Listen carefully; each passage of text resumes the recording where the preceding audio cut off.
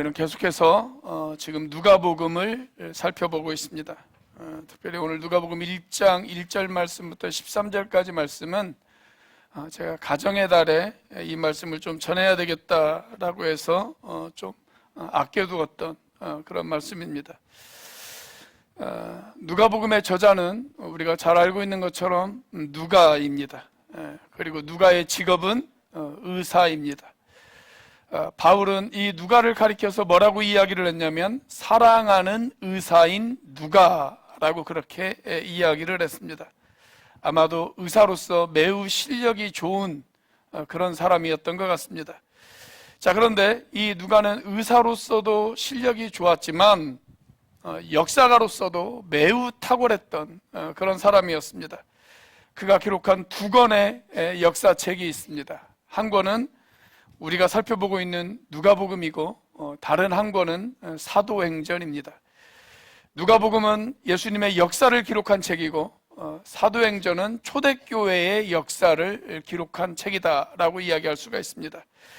자, 그런데 누가가 이 두 권의 책을 기록하면서 그의 직업 특성상 그는 매우 자세하고 섬세하고 꼼꼼하게 이 역사책을 기록했습니다. 그래서 오늘 본문 1장 1절 말씀을 보면 우리 가운데서 일어난 일들에 대하여 라고 그렇게 기록을 하고 있습니다. 역사라고 하는 것은 이미 일어난 일들을 바탕으로 해서 사실에 근거해서 기록하는 것이 역사입니다. 사실에 근거하지 않았다면 그걸 역사라고 할 수가 없죠. 자, 오늘 본문의 3절 말씀입니다. 같이 한번 읽어보겠습니다. 시작. 그런데 존귀하신 데오빌로님, 나도 모든 것을 시초부터 정확하게 조사하여 보았으므로 가깝게 그것을 순서대로 써드리는 것이 좋겠다고 생각하였습니다.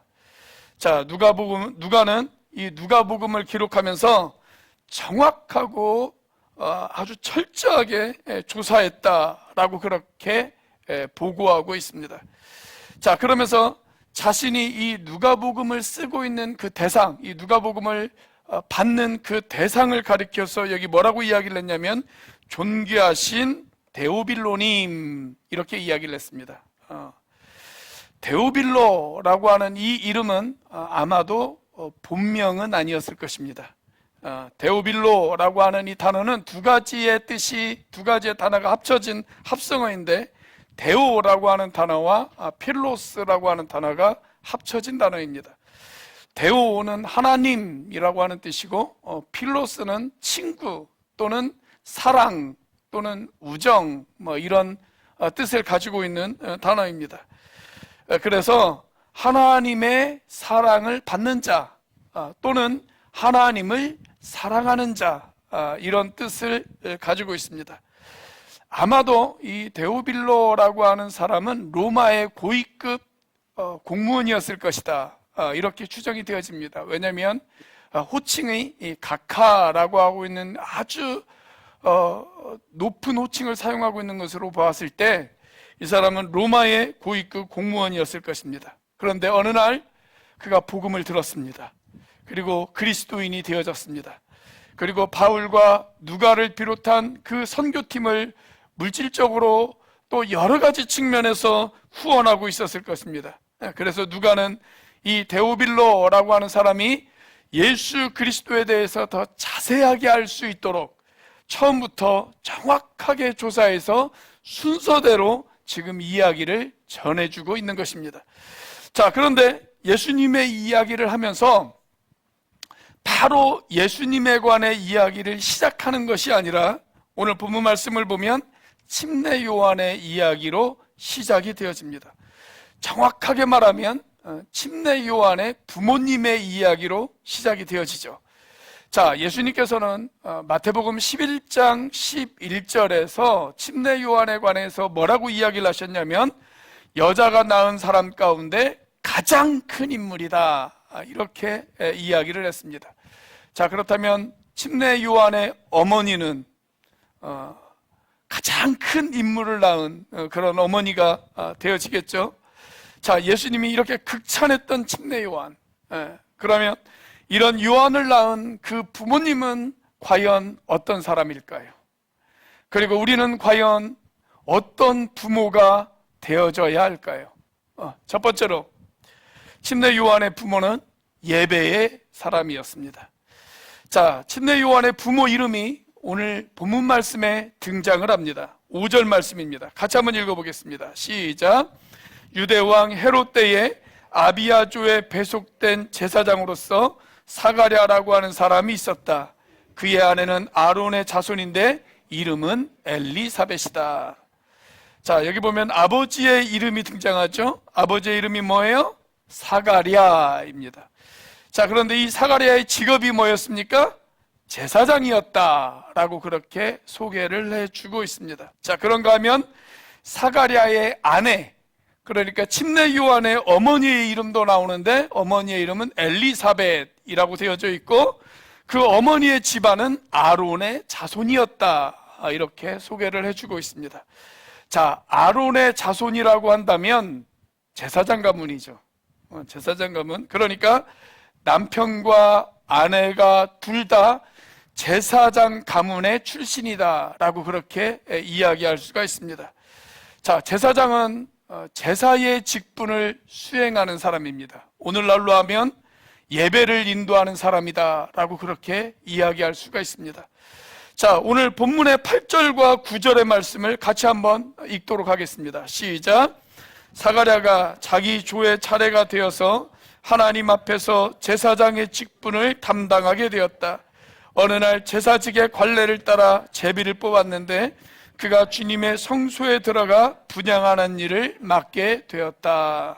자, 제사장이 일단 제사의 일이 주어지면 할 일이 아주 많이 있습니다. 제단을 청소하는 일부터 시작해서 불을 준비하는 일, 촛대와 향단을 청소하는 일, 촛대에 사용할 기름을 준비하는 일, 또 향을 피우는 일, 재물을 잡는 일, 이런 모든 일들이 다 제사장들이 해야 되는 그러한 일들입니다. 자, 한번 이 업무에 투입이 되어지면 한 주 동안은 온전하게 그 일을 섬겨야만 했습니다. 제사장들이 총 24반차가 있었거든요. 24반차가 서로 돌아가면서 한 주씩 이 일을 감당을 했는데 오늘 본문 말씀을 보면 사가랴가 속한 조가 제사장의 직무를 감당해야 되는 그런 차례가 돌아왔습니다. 자, 그런데 사가랴가 어떤 마음으로 이 직무를 담당했느냐? 오늘 본문 말씀을 보면 하나님 앞에서 그랬어요. 하나님 앞에서. 이 말은 눈에 보이지 않는 하나님을 마치 눈에 보이는 분을 뵙는 것처럼 그렇게 성실하게 이 일을 감당했다라고 하는 이야기입니다. 그러니까 이 사가랴가 하나님 앞에 제사 지내는 일, 하나님 앞에 예배하는 일을 어떻게 했냐면 아주 성실하게 수행했어요. 성실하게, 하나님 보시기에 성실하게 이 일을 감당했습니다. 여러분, 구약시대에는 기름을 부어 제사장이 되어진 사람들, 그 사람들이 제사의 직무를 수행했습니다. 그런데 신약시대에는 구원받은 모든 그리스도인들을 제사장으로 부르셨습니다. 자, 종교개혁자들은 이것을 가리켜서 뭐라고 이야기했냐면 만인 제사장주의다 라고 그렇게 이야기를 했습니다. 예수님께서 십자가 위에서 우리를 위해서 대신 돌아가셨어요. 그분이 대신 희생제물이 되어주셨습니다. 그래서 우리는 더 이상 양과 염소와 같은 그런 제물을 드릴 필요가 없게 되어졌습니다. 자, 그런데 우리가 해야 할 일이 있어요.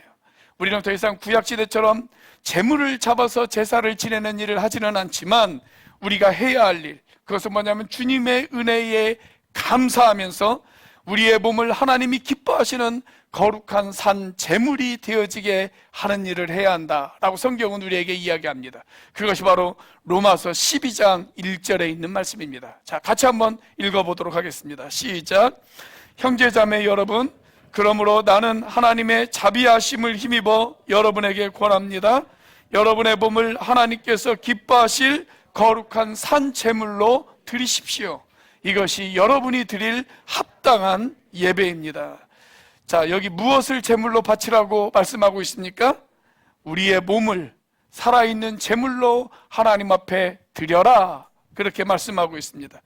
즉 우리의 몸을 살아있는 제물로 하나님 앞에 드려서 하나님을 위해서 쓰임받는 사람이 되어지는 것, 하나님의 일에 쓰임받는 사람이 되어지는 것, 이것이 바로 우리가 드려야 될 영적 예배의 본질이다 라고 그렇게 성경은 우리에게 말씀하고 있는 것입니다.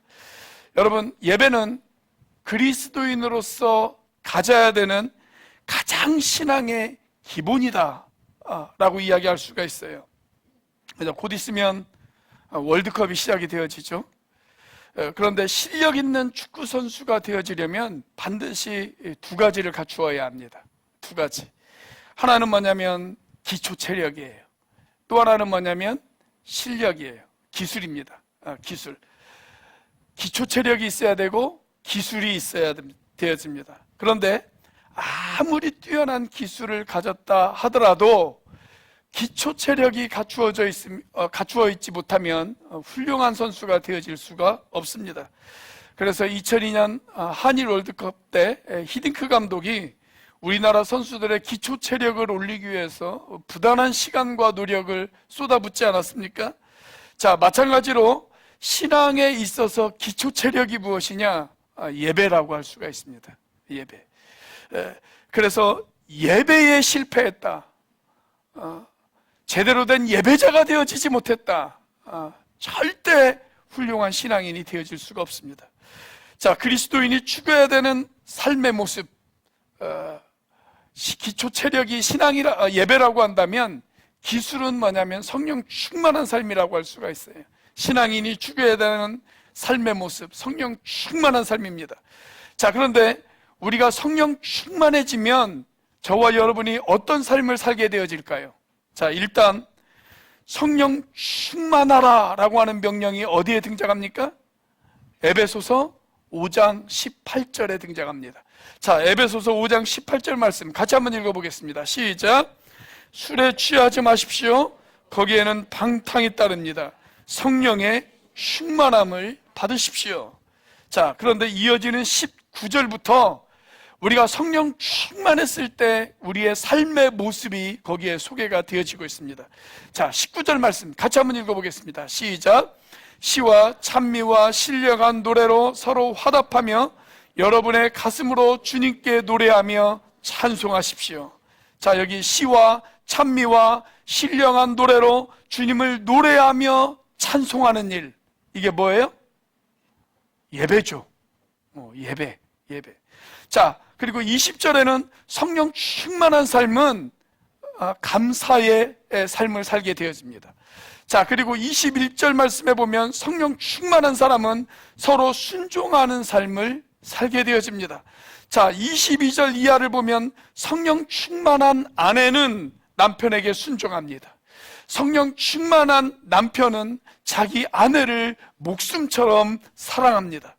자, 6장으로 넘어가면 성령 충만한 자녀는 부모에게 순종합니다. 성령 충만한 부모는 자녀를 주님의 훈련과 훈계로 기릅니다. 여러분, 이게 바로 성령 충만한 사람의 모습이에요. 성령 충만한 모습.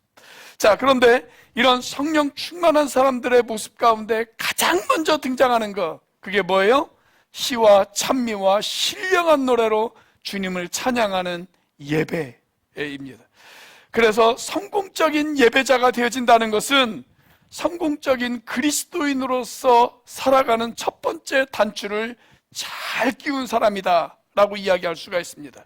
자, 그런데 예배에 실패했다 그러면 첫 단추부터 잘못 끼운 것입니다.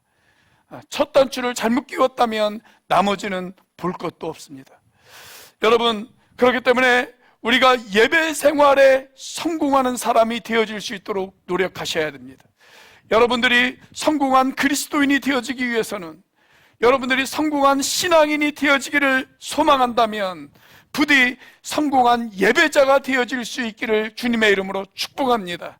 자, 침례 요한이 여자가 낳은 사람 중에 가장 큰 사람이 되어질 수 있었던 이유, 그것은 그의 부모가 성공적인 예배자였기 때문에 그렇습니다. 자, 그런 부모 아래서 요한이 태어나고 요한이 자랐습니다. 훌륭한 예배자의 가정에서 한 시대를 밝히는 하나님의 사람이 태어나고 자랐다라고 이야기할 수가 있습니다. 그렇다면 중요한 질문, 오늘 우리는 우리의 자녀들 앞에 과연 성공적인 예배자의 모습을 보여주고 있으십니까? 혹시 주일에 하나님 앞에 나와 예배하는 일을 소홀히 여기고 있지는 않으십니까? 부모인 내가 하나님 앞에 주일날 나와 예배하는 일, 그 일을 소홀히 여긴다면 우리는 내 자신도 예배자로서 실패한 것이지만 나의 자녀들도 예배자로서 실패한 예배자라고 기르는 그런 꼴이 되어지고 말 것입니다. 그렇기 때문에 저는 부모된 우리가 먼저 예배자로서 성공하기를 원합니다. 저와 여러분들이 예배자로서 자녀들에게 좋은 모범이 되어질 수 있는 그런 부모가 되어질 수 있기를 주의 이름으로 축복합니다. 자, 침례 요한의 부모, 어떤 부모였을까요? 두 번째로 말씀의 사람이었다라고 이야기할 수가 있습니다. 자, 오늘 본문의 6절 말씀입니다. 자, 함께 읽습니다. 6절 시작. 그 두 사람은 다 하나님 앞에서 의로운 사람이어서 주님의 모든 계명과 규율을 흠잡을 데 없이 잘 지켰다. 자, 무엇을 잘 지켰다고요? 주님의 모든 계명과 규율을 흠잡을 데 없이 잘 지켰다. 그렇게 이야기하고 있어요. 자, 주님의 계명과 규율, 이게 뭘까요? 주님의 계명과 규율, 이게 뭐예요? 쉽게 말하면 하나님의 말씀이죠. 하나님의 말씀. 여러분, 하나님의 말씀에는 별명이 아주 많습니다. 여러분 혹시 성경에서 가장 긴 장이 어디인지를 아십니까? 대부분의 장은 그냥 한 페이지 정도면 돼요. 그런데 이곳은 몇 페이지를 넘겨야 될 정도로 아주 긴 장이 있습니다. 그곳이 어디예요? 시편 119편이죠. 시편 119편. 근데 시편 119편이 아무리 길다 할지라도 주제는 딱 하나입니다. 시편 119편의 주제는 딱 하나예요. 그 하나가 뭐냐면 하나님의 말씀에 대한 찬미입니다. 말씀에 대한 찬미. 하나님의 말씀이 얼마나 놀라운가, 하나님의 말씀은 얼마나 아름다운가, 이것이 시편 119편의 주제입니다. 자, 그런데 여러분들이 나중에 집에 가셔서 시편 119편을 한번 딱 펴놓고 읽어보세요. 시편 119편을 읽으면서 이 119편을 읽으면서 하나님의 말씀을 가리키는 단어다라고 생각하는 것마다 밑줄을 한번 그어보십시오. 이것은 하나님의 말씀을 가리키는 것이다 라는 단어마다 밑줄을 그으면 어떻게 되어지느냐, 아마 시편 119편이 밑줄로 도배가 되어져 있을 것입니다.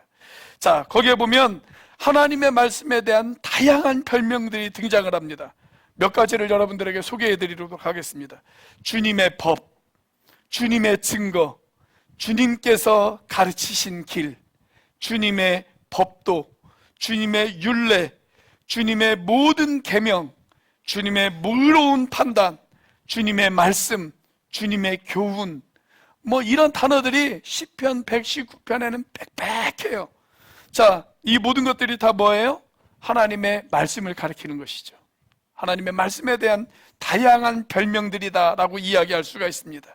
자, 이 많은 별명 가운데 오늘 누가가 선택한 단어, 그건 뭐냐면 주님의 모든 계명과 규율이에요. 주님의 모든 계명과 규율. 자, 그런데 사가랴와 엘리사벳은 주님의 모든 계명과 규율을 어떻게 했느냐? 흠잡을 데 없이 잘 지켰다. 이렇게 소개해 주고 있습니다. 자, 그렇다고 해서 이 사람들이 완벽한 사람이다, 그 이야기는 아닙니다. 성경에 완벽한 사람은 없습니다. 이 지구상에 존재했던 그 어떤 인물도 완벽한 사람이 없어요. 모든 사람은 다 죄인입니다. 자, 이것은 이들이 하나님 앞에 결정적인 흠을 잡을 수 없는 그런 성숙한 삶을 살았다라고 하는 이야기다라고 할 수가 있습니다. 이들은 말씀을 단순한 지식으로 받은 사람들이 아닙니다. 그 말씀을 받고 그리고 자신의 삶 가운데 그 말씀을 행동으로 옮긴 그 사람입니다. 그래서 말씀을 잘 지켰습니다. 지식으로만 알고 있지 않았습니다. 자신의 삶 가운데 말씀을 행하고 지켰습니다. 여러분, 우리가 말씀을 듣는 것도 중요해요. 성공적인 예배자가 되어지기 위해서 주일날 교회에 나와 예배를 드리고 하나님의 말씀을 듣는 것 중요합니다. 중요해요. 자, 그런데 말씀을 듣기만 하고 행하지 않는 사람이 되어져서는 안 됩니다. 들었으면 그 말씀을 행해야 합니다. 우리가 말씀을 듣는 이유, 왜 들어요? 그 말씀을 행하려고 듣는 거예요. 자, 예수님의 친동생이었던 야고보는 뭐라고 이야기를 했냐면, 말씀을 듣기만 하고 삶 가운데 행동하지 않는 사람, 삶 가운데 실천하지 않는 사람을 가리켜서 이런 이야기를 했습니다. 자, 야고보서 1장 22절 말씀입니다. 같이 한번 읽어보겠습니다. 시작. 말씀을 행하는 사람이 되십시오. 그저 듣기만 하여 자신을 속이는 사람이 되지 마십시오. 자, 듣기만 하고 삶에 적용하지 못하는 사람, 그 사람을 가리켜서 여기 뭐라고 이야기를 합니까? 자신을 속이는 사람이다. 그렇게 이야기하고 있어요. 자, 이어지는 야고보서 1장 23절과 24절 말씀을 같이 한번 읽어보겠습니다. 시작. 말씀을 듣고도 행하지 않는 사람은 있는 그대로의 자기 얼굴을 거울 속으로 들여다보기만 하는 사람과 같습니다. 이런 사람은 자기의 모습을 보고 떠나가서 그것이 어떠한지를 곧 잊어버리는 사람입니다. 자, 여러분, 오늘 아침에 일어나셔서 다들 거울 보셨죠? 거울 보셨어요. 자, 아침에 일어나서 거울을 보고 나서 여러분들은 어떤 생각을 하셨습니까? 아마 어떤 분들은 내가 지난밤에 잠을 꽤 험하게 잤구나, 이런 생각이 드신 분들도 있을 것입니다. 자, 그런데 그런 생각만 하고 그냥 그 모습 그대로 교회에 나오신 분은 아마 아무도 없을 것입니다. 얼굴도 씻고 머리도 빗고 또 찍고 바르고 꾸미고 다 그렇게 교회에 나오셨을 거예요. 그래서 오늘 이렇게 아름다운 모습으로 이 자리에 앉아 있는 것 아니겠습니까? 우리 옆에 있는 분들 한번 바라보세요. 이렇게 한번 인사해 보겠습니다. 참으로 아름다우십니다. 예. 다들 그렇게 아름다운 모습으로 이 자리에 앉아 있는 거 아니에요? 자, 마찬가지로 하나님의 말씀은 이런 거울과도 같다라고 하는 것입니다. 자, 그래서 야고보서 1장 25절 말씀을 보면 야고보가 이런 이야기를 합니다. 자, 같이 한번 읽어보겠습니다. 시작. 그러나 완전한 율법, 그 자유를 주는 율법을 잘 살피고 끊임없이 그대로 사는 사람은 율법을 듣고서 잊어버리는 사람이 아니라 그것을 실행하는 사람인 것입니다. 이런 사람은 그가 행한 일에 복을 받을 것입니다. 자, 우리가 말씀을 듣고 말씀대로 산다는 것은 아침에 일어나서 거울을 보고 얼굴을 씻는 것과 똑같은 것입니다. 그렇게 하나님의 말씀으로 자신을 씻는 것, 그 작업이 우리에게 필요하다는 거예요. 여러분, 그런 사람은 그가 행한 일에 복을 받을 것이다 라고 성경은 우리에게 말씀하고 있습니다. 오늘 본문에 사가랴와 엘리사벳, 이 부부가 그런 특별한 복을 받았어요. 특별한 복. 하나님의 말씀은 그들이 잘 지킴으로 인해서 그들이 특별한 복을 받았는데, 그 특별한 복이 뭐냐? 특별한 아들을 선물로 받았습니다. 특별한 아들을 선물로 받았어요. 자, 그렇다면 사랑하는 여러분, 오늘 우리는 이런 특별한 복을 받기에 합당한 삶을 살아가고 계십니까? 주일날 교회 나와서 예배하는 일 중요합니다. 주일날 하나님의 말씀을 듣는 일 중요합니다. 자, 그런데 말씀을 듣고 그 말씀대로 살려고 애를 쓰고 계십니까? 혹시 말씀을 받기만 하고 그냥 거기에서 끝나는 그런 삶을 살고 있지는 않으십니까? 여러분, 우리가 우리의 자녀들에게 말씀대로 살 것을 그렇게 강조하면서 혹시 우리는 내 행위로 하나님의 말씀을 부인하며 살아가고 있는 그런 부모는 아닙니까? 정말 우리의 자녀들이 침례 요한 같은 그런 믿음의 사람이 되어지기를 원하고 있다면 먼저 부모인 우리가 말씀대로 살아야 될 줄로 믿습니다.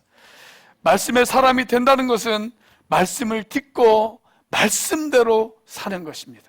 말씀대로 사는 것. 우리가 말씀을 따라 살아가는 그런 아버지, 그런 어머니가 되어질 수 있기를 주님의 이름으로 축복합니다.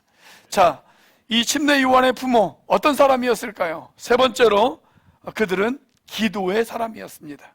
기도의 사람. 자, 요한의 부모는 기도의 사람이었어요. 오늘 본문 말씀을 보면 그들이 기도의 사람이었다는 것을 누가 증언해주고 있냐면 천사가 증언해주고 있습니다. 자, 13절 말씀입니다. 같이 한번 읽어보겠습니다. 시작. 천사가 그에게 말하였다. 사가랴야, 두려워하지 말아라. 내 간구를 주님께서 들어주셨다.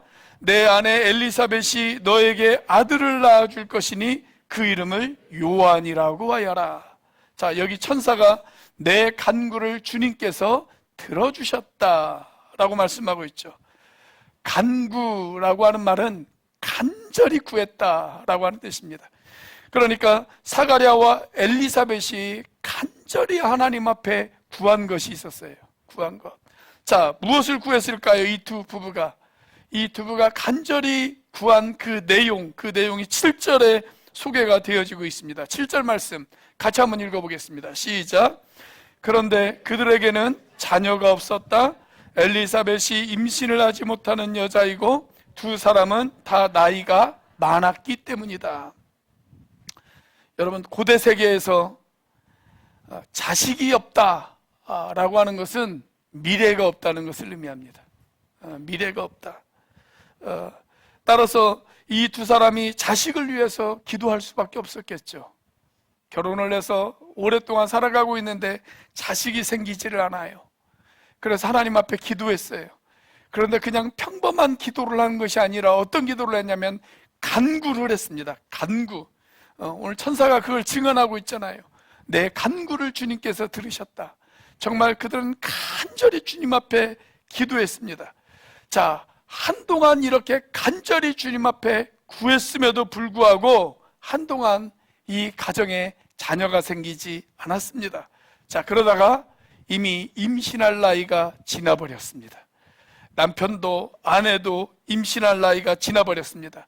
그래서 포기하고 있던 어느 날 갑자기 천사가 등장합니다.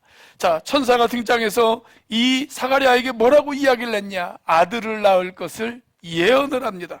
자, 그때 그 예언을 듣고 사가랴가 어떤 반응을 보였느냐? 18절 말씀입니다. 같이 한번 읽어보겠습니다. 시작. 사가랴가 천사에게 말하였다. 어떻게 그것을 알겠습니까? 나는 늙은 사람이요 내 아내도 나이가 많으니 말입니다. 나는 이미 늙었고 내 아내도 나이가 많아서 이제 더 이상 출산할 수 없는 나이가 되어졌는데 우리가 아들을 낳는다고요? 아니, 무슨 농담을 그렇게 심하게 하세요? 이런 반응이죠. 믿음의 사람이었지만 도저히 상식적이지 않은 이야기 앞에 믿을 수 없다라고 하는 반응을 보였습니다. 자, 이렇게 믿지 못했기 때문에 20절 말씀을 보면 침례 요한에게 어떤 일이 이 사가랴에게 어떤 일이 벌어졌느냐? 침례 요한이 태어날 때까지 그가 말을 못하게 됐어요. 벙어리가 되어버렸습니다. 잠시 동안 벙어리가 되었어요. 자, 그런데 중요한 것은 이것입니다. 여러분, 사가랴가 오랫동안 기도했어요. 자식이 생겨날 수 있도록 하나님 앞에 간구했어요. 그런데 응답이 없었어요. 응답이 없었어요. 자, 그런데 여러분, 그렇게 응답이 없었던 오랜 시간에도 하나님은 그 기도를 들으셨어요. 하나님은 그 기도를 듣고 계셨어요. 그리고 그 기도를 기억하시고 계셨어요. 그래서 천사가 뭐라고 이야기합니까? 내 간구를 주님께서 들으셨다는 거예요. 들으셨다. 여러분, 사가랴라고 하는 이 이름의 뜻이 어떤 뜻을 가지고 있는지 아세요? 사가랴라고 하는 이름의 뜻은 하나님이 기억하신다, 이런 말이에요. 하나님이 기억하신다. 사가랴와 엘리사벳이 간절히 기도했을 때 하나님께서는 그 이름의 뜻처럼 그들의 기도를 기억하시고 계셨습니다. 기억하시고 계셨어요. 비록 지금은 아무런 환경의 변화가 없어요. 아들이 낳을 것이라고 하는 조짐이 보이지를 않아요. 아무런 기도의 응답이 그들 가운데 나타나고 있지를 않았습니다. 그러나 그럼에도 불구하고 하나님은 그들의 기도를 들으셨고 그들의 기도를 기억하고 계셨다라고 하는 사실을 믿으시기를 바랍니다. 정말 그것을 믿으십니까? 내가 기도했다면 하나님께서 내 기도를 들으신다. 내가 기도했다면 내 기도를 하나님께서 기억하고 계신다. 여러분 그 사실을 믿으세요? 자, 그것을 믿는다면, 기도했다면 그러면 이제 기다릴 줄도 알아야 돼요. 기다릴 줄도 알아야 됩니다. 여러분, 기도의 사람은 동시에 기다림의 사람이기도 합니다.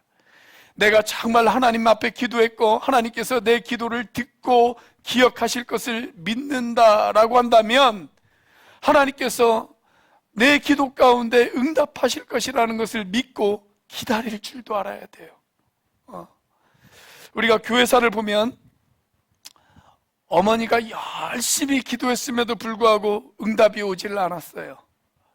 그런데도 이 어머니가 포기하지 않고 오랜 세월 기도합니다. 그래서 마침내 응답을 받은 대표적인 기도의 어머니 한 사람이 있습니다. 그게 누군지 아십니까? 어거스틴의 어머니였던 모니카라고 하는 사람입니다. 우리가 어거스틴 앞에 성자를 붙이죠. 성 어거스틴 그렇게 이야기합니다. 영어로는 세인트 어거스틴 그렇게 이야기를 하는데, 그런데 이 어거스틴이 처음부터 그렇게 존경받는 사람은 아니었습니다. 이 어거스틴은 17살에 가출을 합니다. 그 당시 아주 큰 도시였던 카르타고라고 하는 곳에서 노예 출신의 여자와 같이 동거 생활을 합니다. 17살 때. 그뿐만 아니라 마니교라고 하는 이단에 빠졌습니다.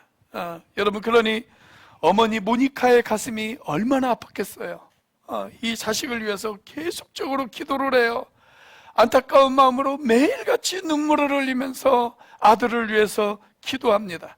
자, 그런데 응답이 없었어요. 어느 날 모니카가 기도하면서 잠들었는데 꿈을 꿨습니다. 어떤 꿈을 꿨냐면 꿈속에서 나무로 만든 의자 위에 자신이 서 있는 거예요. 아주 위태위태하게 서 있어요. 자, 그때 한 청년이 나타나서 그에게 이렇게 이야기를 합니다. 왜 그렇게 슬퍼하느냐고, 왜 그렇게 불안해하느냐고 그렇게 묻습니다. 자, 그때 이 어머니 모니카가 뭐라고 이야기하냐면 제 아들 때문이에요. 제 아들이 방탕의 길에 빠졌어요. 그렇게 이야기를 해요. 그때 청년이 옆을 보라고 이야기해요. 옆을 봤더니 옆에 자기 아들이 서 있는 거예요. 자, 그리고 꿈에서 깨어났습니다. 그리고 나서 자신이 출석하고 있었던 밀라노 교회의 감독이었던 암브로시우스라고 하는 감독을 찾아갑니다. 그에게 가서 신앙 상담을 해요. 제가 이런 꿈을 꾸었는데 제 아들이 돌아올까요? 제 아들이 돌아올까요? 그때 암브로시우스라고 하는 이 감독이 모니카에게 이런 이야기를 합니다. 기독교 역사에 있어서 길이 남는 아주 유명한 말을 남겨요. 뭐라고 이야기를 하냐면 계속해서 기도하세요. 기도를 멈추지 마세요. 눈물로 기도하는 어머니의 자식은 결코 망하지 않습니다. 눈물로 기도하는 어머니의 자식은 결코 망하지 않습니다. 자, 그래서 계속 기도했어요. 그런데도 돌아올 징조가 보이질 않아요. 세월이 많이 흘렀습니다. 자, 어거스틴이 17살 때 집을 나갔어요. 그리고 14년의 세월이 흘렀습니다. 어거스틴의 나이가 31살이 되어졌습니다. 그가 31살이 되어졌을 때 집으로 돌아옵니다. 집으로 돌아오고 예수님을 만나 회심을 합니다. 자, 여러분, 이 어머니 모니카가 언제부터 자기 자식을 위해서 기도했을까요? 집을 나가면서부터 기도했을까요? 아닐 거예요. 그 이전부터 기도했을 거예요. 그 이전부터. 어쩌면 그를 임신했을 때부터 이 어머니는 자기 태중에 있는 그 아이를 생각하며 기도했는지도 모릅니다. 눈물이 강을 이루는 기도, 그 기도가 마침내 어거스틴을 돌아오게 한 것입니다. 자, 그 후에 어거스틴은 참회록이라고 하는 책을 한 권 씁니다. 아주 유명한 책입니다. 기독교 역사에 있어서 아주 고전이라고 할 수 있는 그런 책입니다. 자, 이 참회록의 한 페이지에서 어거스틴은 이런 고백을 합니다. 하나님이여, 제가 하나님 아버지의 아들이 될 수 있었던 것은 전적으로 저를 위해서 기도하셨던 어머니를 저에게 주셨기 때문입니다. 이런 고백을 합니다. 제가 하나님의 아들이 되어질 수 있었던 것은 저를 위해서 기도하셨던 어머니 때문입니다. 그렇습니다, 여러분. 우리가 소망을 품고 인생을 살아갈 수 있는 이유, 그것은 하나님이 우리의 기도를 기억하시기 때문입니다. 자, 그렇다면 여러분, 우리의 상황이 아무리 변하지 않는 것 같다 할지라도, 아직 하늘이 어둡다 할지라도, 여러분, 우리가 기도한다면 하나님께서 우리의 기도를 기억하신다, 그리고 우리의 기도를 듣고 계신다. 여러분, 그 사실을 믿으시기를 바랍니다. 그 사실을 믿으신다면 기도를 포기하지 마십시오. 계속 기도하십시오. 눈물로 기도하십시오. 우리가 기도하면 하나님께서 그 기도를 들으실 것입니다. 우리가 기도하면 하나님께서 우리의 기도를 기억하실 것입니다. 이 사실을 믿으시기를 주님의 이름으로 축복합니다. 기도하시겠습니다. 주신 말씀을 가슴에 새기고 이제 평안한 마음으로 세상을 향해 나아가십시오. 선한 일에 용기를 가지시며 악을 악으로 갚지 마십시오. 항상 연약한 자를 도우시고 병든 자를 찾아보시고 곤란당한 이웃을 위로하십시오. 모든 사람을 존경하시고 주님을 대하듯 사람들을 대하십시오. 모든 일을 믿음과 사랑으로 행하시며 어떤 일에도 소망을 포기하지 마십시오. 그리고 거룩하신 성령께 순종하여 기쁨과 감사의 삶을 살아가십시오. 우리 하나님 아버지는 항상 여러분과 함께 하실 것입니다.